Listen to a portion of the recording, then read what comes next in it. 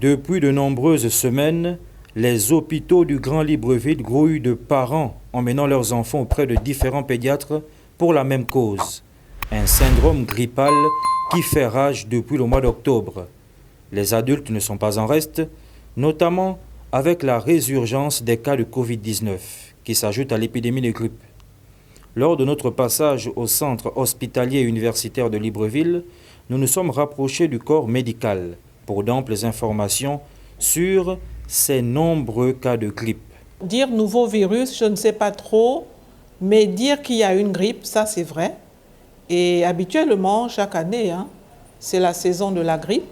Nous, en pédiatrie, au mois d'octobre-novembre, nous sommes souvent surbookés avec des enfants qui viennent pour syndrome grippaux.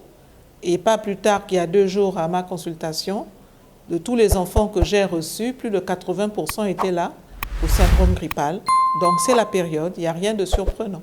Donc parmi les virus de la grippe, il y a celui de la Covid. Et tout comme il y a d'autres virus, le virus syncytial par exemple, c'est un virus de la grippe. Il y a différents virus qui donnent la grippe. Vu que près de 80% des cas reçus sont dus au virus grippal, quelles sont les précautions prises afin de limiter les risques de contamination? Réponse du professeur. C'est important de se laver les mains tout le temps, à l'eau et au savon. Et quand on n'a pas d'eau, on se désinfecte avec le gel hydroalcoolique.